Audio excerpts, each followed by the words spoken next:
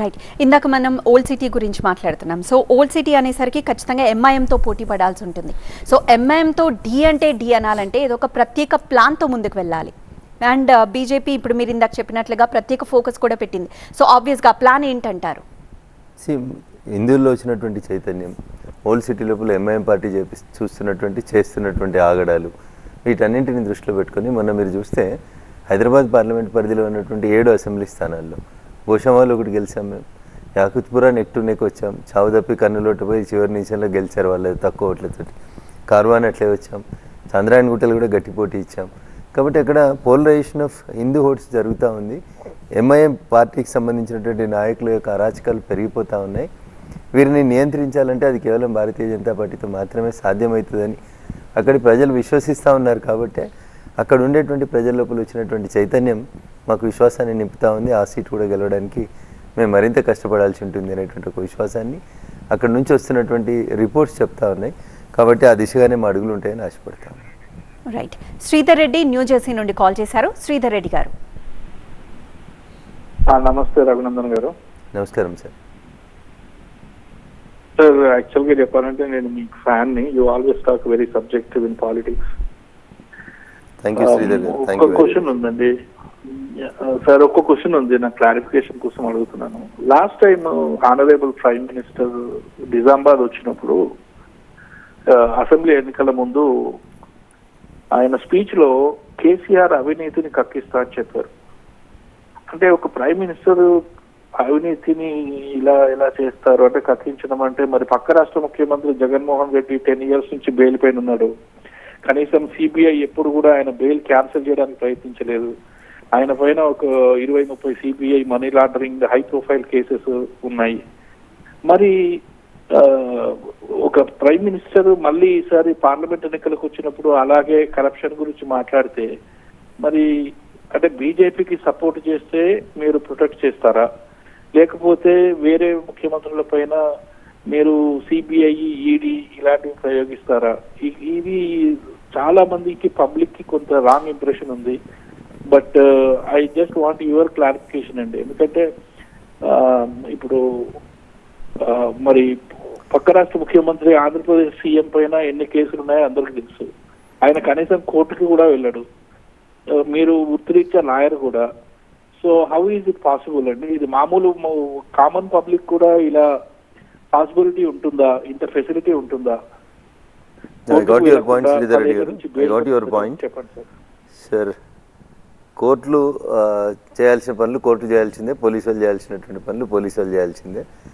ఎమ్మెల్యేలుగా, ఎంపీలుగా, రాజకీయ పార్టీలుగా చట్టాలు చేయడం వరకే మా బాధ్యత.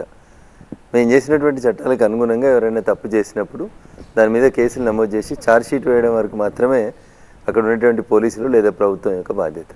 ఛార్జ్షీట్ వేసిన తర్వాత మన దేశంలో ఉన్నటువంటి దురదృష్టం ఏంటంటే కొన్ని సంవత్సరాలు ఆ కేసులు అట్లే పెండింగ్లో సాగిపోతూ ఉన్నాయి. ఒక్కొక్కసారి వారు పక్క రాష్ట్రం, బహుశా వారు ఆంధ్రప్రదేశ్కి సంబంధించిన వారా లేదా Telangana, I don't know. But వారు అడిగిన ప్రశ్నలో జగన్మోహన్ రెడ్డి గారు దాదాపు గత 6 సంవత్సరాల నుంచి బెయిల్ మీద ఉంటున్నారు, వారి మీద హై ప్రొఫైల్ కేసెస్ ఉన్నాయి, సిబిఐ కానీ ఇతరులు ఎవరు కానీ కోర్టులు కానీ ఎందుకు పనిచేయట్లేదని. శ్రీధర్ రెడ్డి గారు, మీకు ఒక చిన్న విషయం గుర్తు చేయాలనుకుంటున్నాను. ఇంకొంచెం పక్కకు పోతే తమిళనాడు అని ఒక రాష్ట్రం ఉంటుంది. తమిళనాడు రాష్ట్రానికి ముఖ్యమంత్రిగా గౌరవనీయురాలు దివంగత నేత జయలలిత గారు ముఖ్యమంత్రిగా ఉన్నారు. వారి మీద సుబ్రహ్మణ్య స్వామి గారు కొన్ని అవినీతికి సంబంధించినటువంటి ఆరోపణలు చేశారు. మీకు గుర్తుండే ఉంటుంది శ్రీధర్ రెడ్డి గారు. జయలలిత గారు ఆరోపణలు వచ్చి కేసు నమోదై ఆ ట్రయల్ స్టార్ట్ అయ్యే కంటే ముందు 2 సార్లు ముఖ్యమంత్రి అయింది, ఒకసారి ముఖ్యమంత్రి ఓడిపోయింది. చివరికి జడ్జిమెంట్ ఎన్ని రోజులకు వచ్చిందంటే శ్రీధర్ రెడ్డి గారు 18 సంవత్సరాలకు వచ్చింది శ్రీధర్ రెడ్డి గారు. సో కేసు నమోదై జడ్జిమెంట్ వచ్చేటికి మధ్యలో పట్టినటువంటి కాలం 18 సంవత్సరాలు శ్రీధర్ రెడ్డి గారు. ఇంతకాలం తీసుకోవడం వల్ల కోర్టులు న్యాయం చేస్తున్నాయి, అన్యాయం చేస్తున్నాయి అనేది మీలాంటి వాళ్ళకి, నాలాంటి వాళ్ళకి వస్తున్నటువంటి సందేహం. కానీ దురదృష్టకరం, స్పీడీ జస్టిస్ మన రాష్ట్రంలో లేకపోవడం అనేది బాధాకరమైనటువంటి విషయం. కేసు నమోదు చేసినాక 1 సంవత్సరమో 2 సంవత్సరాల్లోనో ఆ కేసు డిస్పోజల్ అయితే అందరికీ బాగా అనిపిస్తుంది. అది హై ప్రొఫైల్ కేసా, లో ప్రొఫైల్ కేసా అని కాకుండా, మీకు గుర్తుండాలి, ఈ మధ్యలో కేసు మీరు చూస్తుంటారు, 42 సంవత్సరాల తర్వాత ఒక కేసు డిస్పోజ్ అయింది ఇండియన్ జ్యుడిషియల్ సిస్టమ్ లోపల.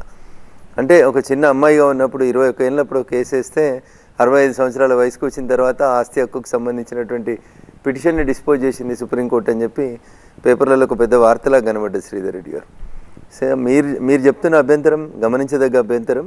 భవిష్యత్తు లోపల సత్వర న్యాయం జరిగేందుకు హై ప్రొఫైల్ కేసులన్నీ 1 సంవత్సరం 2 సంవత్సరాల స్పెసిఫిక్ టైం పీరియడ్ పెట్టి క్లోజ్ చేయడానికి ప్రయత్నించడానికి ఖచ్చితంగా ప్రయత్నం చేయాలి.